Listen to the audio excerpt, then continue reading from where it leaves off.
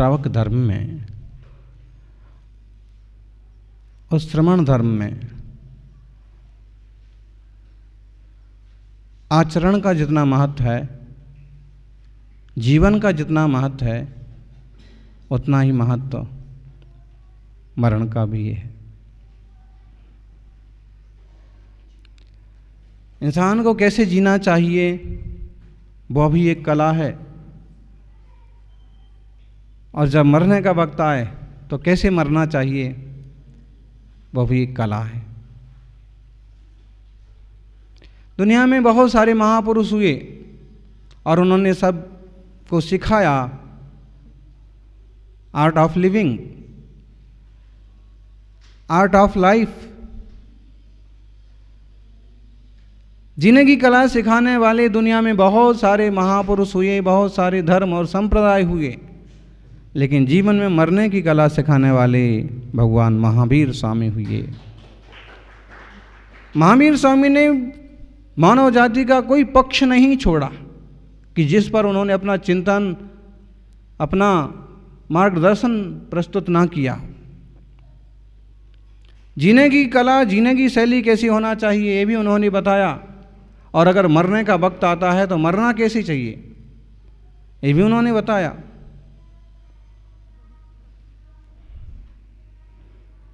देखी हिस्ट्री इस बात का कामिल नहीं आया, जिन्हें जीना नहीं आया उन्हें मरना नहीं आया। इतिहास उठा करके देखो तो ये बात साफ समझ में आती है कि जिन लोगों को जीना नहीं आता है उनको मरना भी नहीं आता है। चीखते चिल्लाते मरेंगे, लड़ते झगड़ते मरेंगे, एनकाउंटर में मरेंगे, किसी तरह की दुर्घटना में मरेंगे, किसी तरह से डूब के मरेंगे, आत्महत्या करके मरेंगे। ये वे सब लोग हैं जिनने जीना नहीं सीखा, और जिनने जीना सीखा उनका मरना भी अच्छा होता है। मुनि राजाओं के लिए मार्गदर्शन किया है कि मूलाचार के अनुसार प्रवृत्ति होना चाहिए, जिन दर्शन का मूल है।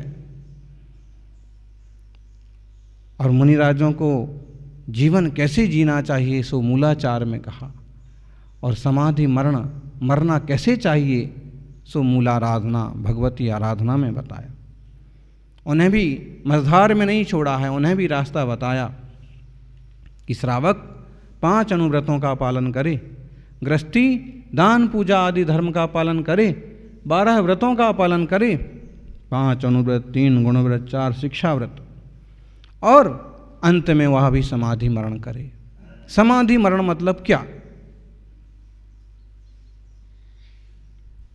समाधि मरण म्हणजे काय? समाधि मरण એટલે શું?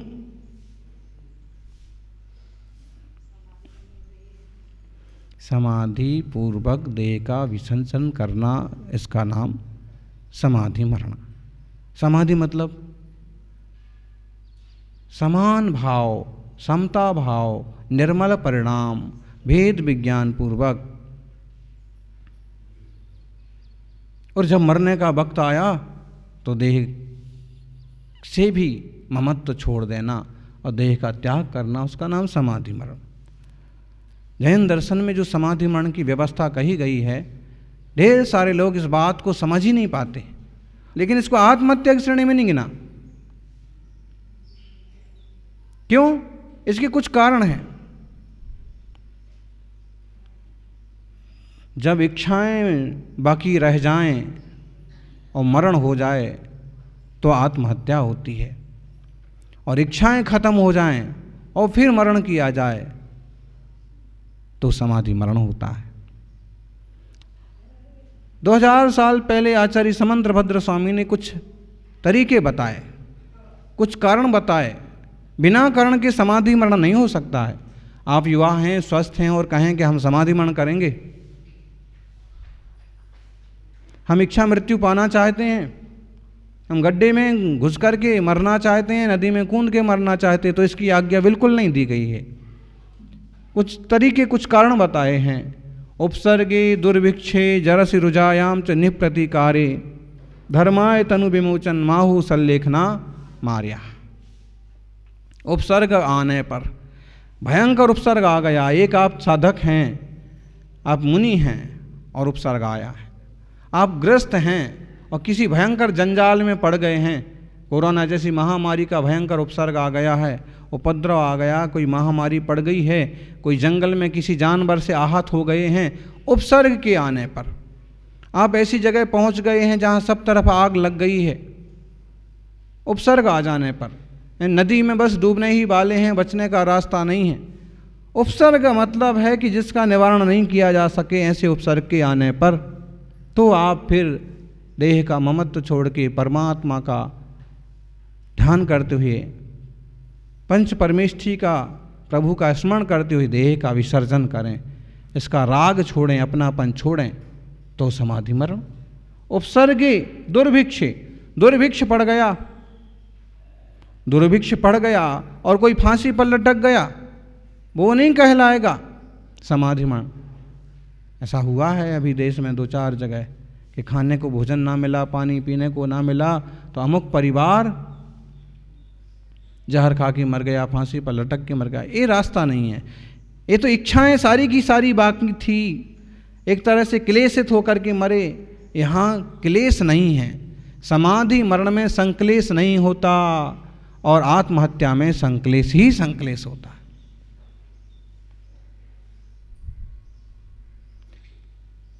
जहां किसी तरह से निराश होकर के मरते हैं और आशाएं बंधी रहती हैं, वो आत्महत्या मरण है। और जहां किसी तरह की आशा शेष नहीं है, सहज शांत स्वभाव की समझ है, अपने शाश्वत स्वरूप की समझ है, अपने अनंत जीवन की समझ है, वहाँ पर समाधि मरण होता है। एक दिन आहार के समय पर एक बच्चा आया और उसको पूछा रात्रि भोजन कब तक का त्याग है। तो छोटा ही बच्चा था, तो उसने कहा त्याग है मेरा, पूरा त्याग है। तो पूछने वाले ने फिर पूछा कि पूरा मतलब कितने दिन का? उसने कहा हमेशा का। फिर से किसी ने टोका, इसका मतलब समझते हो? तो उसने कहा कि जब तक मरूंगा नहीं।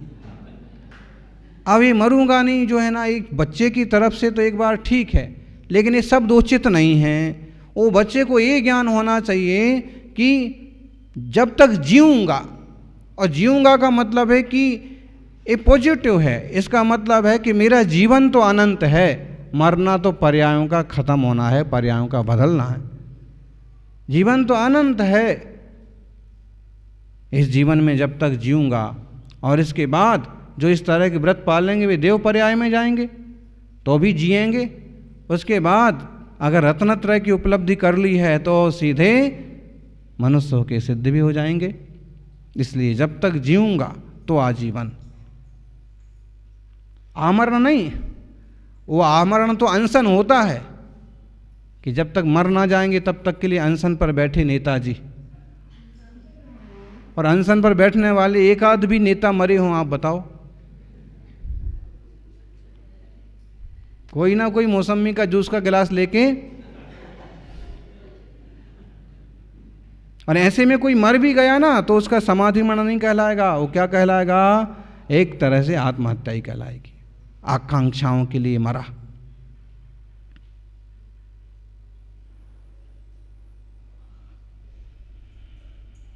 तो उपसर्ग आ जाए, दुर्भिक्ष पड़ जाए, कहीं कुछ खाने पीने के इंतजाम ही नहीं बचे, ठीक है, सब त्याग करके फिर साहस शांत होकर देह विसर्जन कर देना। दुर्भिक्षी जरसी, खूब बुढ़ापा आ जाए, खूब वृद्धावस्था आ जाए, बीपी एकदम लो हो जाए, चलने फिरने में दिक्कत होने लग जाए, खूब चक्कर आने लग जाएं, और 80-90 से ज़्यादा उम्र हो जाए, बुढ़ापा आ जाए, तो क्या करना चाहिए फिर? जरसी। खूब बुढ़ापा आ जाए तो क्या करना चाहिए? सल्लेखना समाधि करना चाहिए। एक बात और है, बुढ़ापे का और उम्र का एक संबंध जरूर है, लेकिन कई बार कोई लोग ऐसे होते हैं कि जो 85 के होके भी तंदुरुस्त रहते हैं, चलते फिरते दौड़ते भागते रहते हैं। ये दादियाँ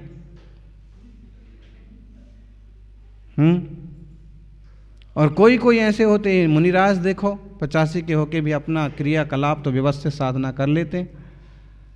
और कई बार ऐसे लोग होते हैं, कोई कोई 70-72 के भी होते नहीं कि लटक जाते हैं। तो अगर आपकी अपरिहार्य वृद्धावस्था है तो समाधि मरण करना चाहिए। तो फिर तो करना ही चाहिए। जरा सी बुढ़ापा आने पर, बुढ़ापा आया कि नहीं आया, रोजायाम च बीमारी आ गई। कैसी? नेह प्रतिकारे, निष्प्रतिकार बीमारी आ गई। निष्प्रतिकार मतलब कैंसर जैसी बीमारी लग गई।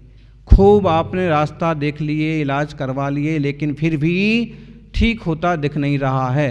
बुद्धिमान इसी में है कि देव शास्त्र गुरु की शरण लो, स्वरूप का ज्ञान करो, और ऐसे रोध होके छूटना है उसको शांति से। ऐसी बीमारी लग जाती है, क्षय रोग की बीमारी लग गई, वर्तमान में देख रहे हैं कोरोना है, और इसमें बहुत सारे लोग स्वस्थ हो रहे हैं, अच्छे हो रहे हैं, और अच्छी बात है वो कि लोग अपनी शक्ति से, भक्ति से, औषधियों से ठीक हो रहे हैं। लेकिन अगर ऐसा कुछ लगता है कि सब गड़बड़ हुआ जा रहा है तो बिना घबराए फिर शांति से सर्वसंग त्याग करना चाहिए।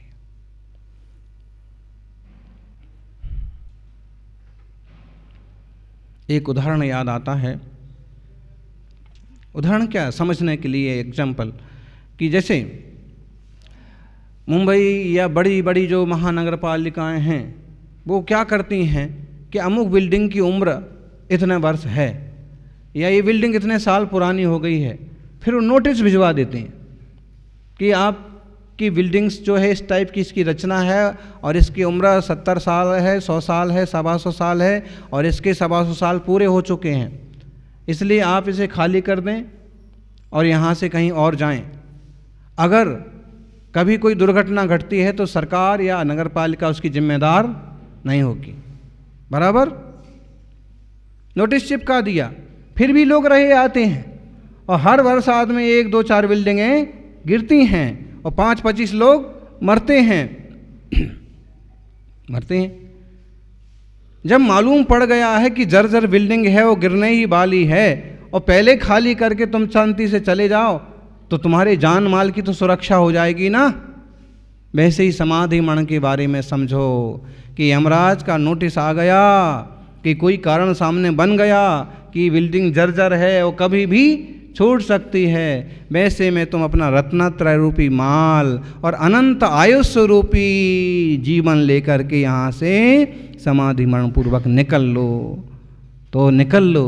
और अगर इसी में पड़े रहे, इसी के राग में पड़े रहे तो बिल्डिंग तो गिरेगी, परिणाम बिगड़ेंगे, तुम्हारा रत्नत्रय भी डिस्टर्ब हो जाएगा, विचार भी बिगड़ जाएंगे। इसलिए जो समाधि मरण की एक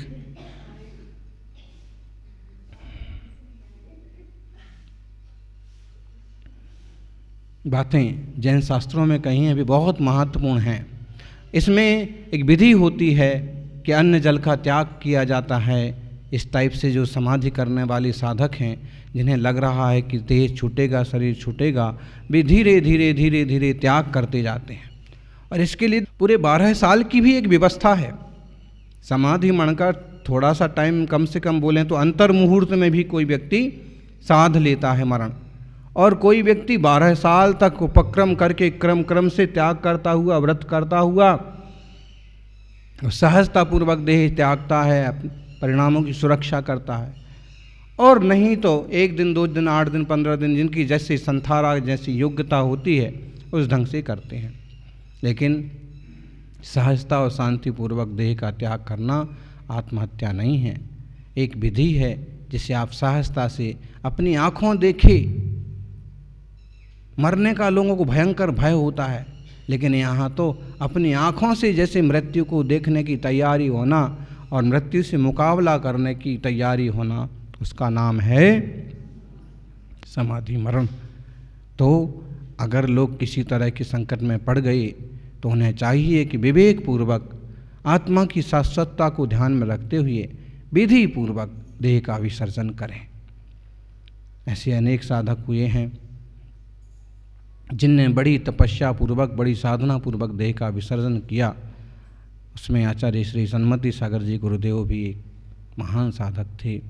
और हम देखते हैं कि पिछले साल गांधीनगर में सार्थक सागर जी ने कितने उपवास की? 83 उपवास पूर्वक संलेखना समाधि की। पिछले दिनों यहाँ पर शांतिनाथ जी में भी 2 साधकों ने समाधि सिद्ध की। तो ये बहुत अच्छी एक परंपरा है जिसमें विवेक पूर्वक जाते हुए देह को विदा कर दिया जाता है और अपने आप को संभाल लिया जाता है। ऐसा यह मंगल भाव सबके जीवन में जगे और देह का ममत्व मिटे। कायोत्सर्ग का मतलब काय का त्याग, काय के प्रति ममत्व का त्याग और अपना जो जानन स्वभाव है उसके प्रति आत्मपना। जब आत्मा में आत्मपना होता है तो जाते हुए छूटते हुए देह को छोड़ने में कोई तकलीफ नहीं होती है। ऐसे विवेक सबके जीवन में जागृत हो, ऐसी मंगल भावना। आचार्य कुंद कुंद स्वामी सम्यक दर्शन की महिमा बता रहे हैं। वे कह रहे हैं, जह मूलम मि विनट्ठे दुमस परिवार नथि परिवड्ढी तह जिण दंसन भट्ठा मूल विनट्ठाणा सिद्धन्ति।